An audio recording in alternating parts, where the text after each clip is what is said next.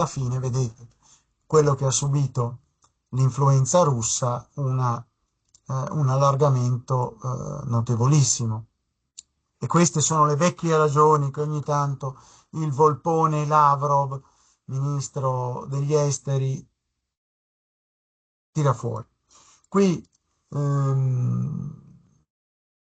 passiamo a una rivista, la rivista Mitteleuropa, che è una rivista con il sostegno della regione Friuli Venezia Giulia, guidata dal presidente di Mitteleuropa, Paolo Petiziol, ma lo facciamo per ricordare che questo numero contiene in apertura l'articolo di Adriano Segatori: oltre il vizio liberal materialista, l'Europa è un mito, non un'organizzazione. E quindi praticamente eh, mh,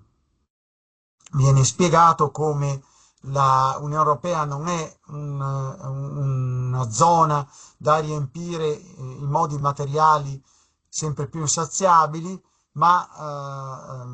è qualcosa di più, è qualcosa di più. Vediamo citato René Guénon, per esempio,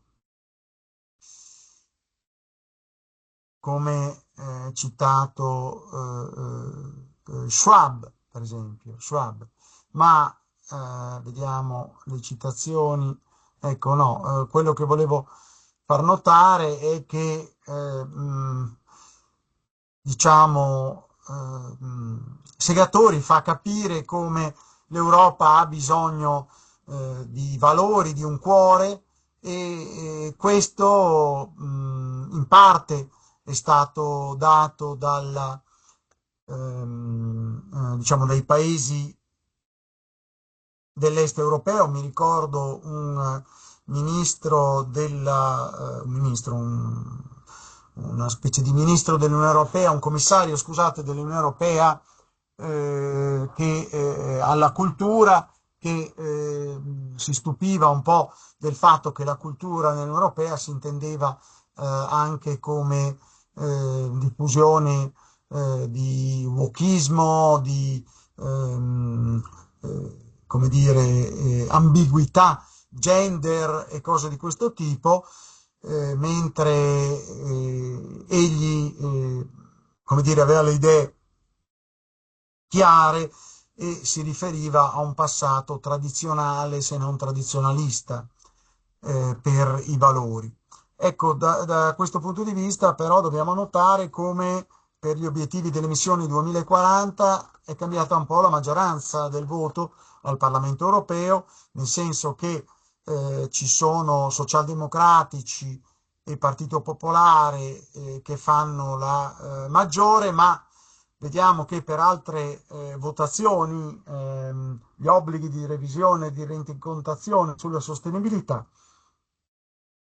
vediamo che la maggioranza a questo punto è composta da altri soggetti, cioè dal Partito Popolare e tutti i partiti conservatori. Poi dobbiamo notare anche che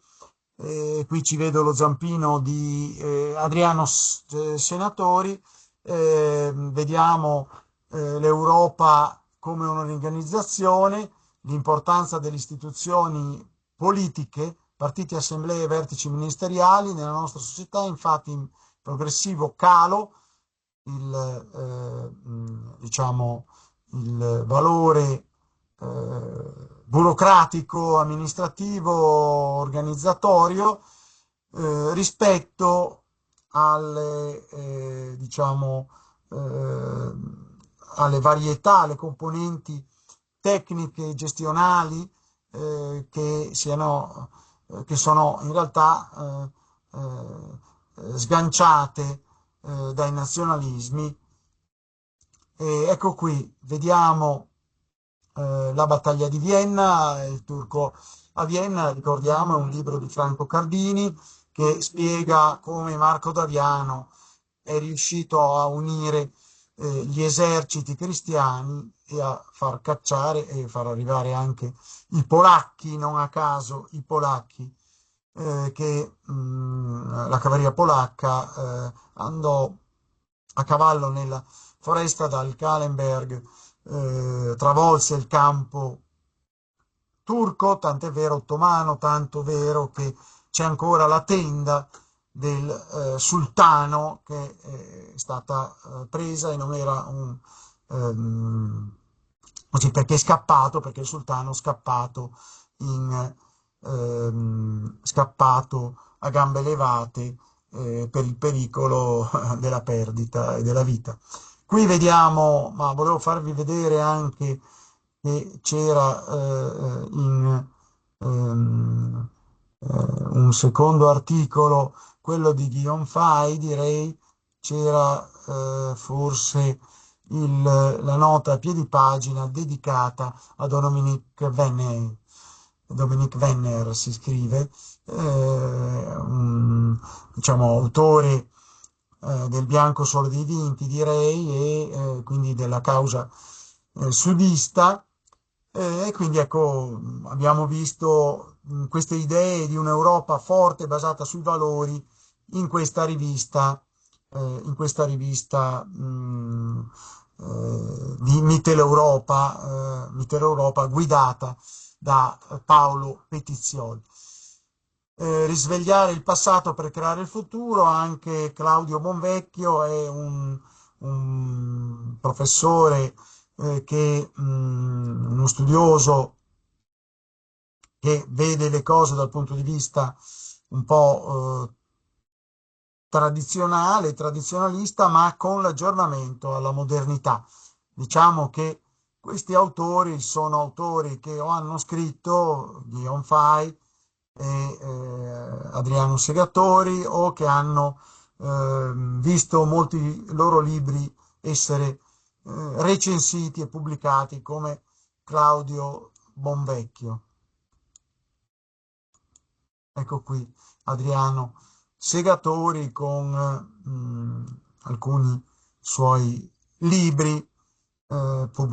pubblicati, per esempio, dedicati un po' alla emergenza sanitaria. Bene, allora adesso riprendiamo, ma lo dobbiamo ricondividere subito lo schermo perché vogliamo andare ecco qua, vogliamo andare ecco che,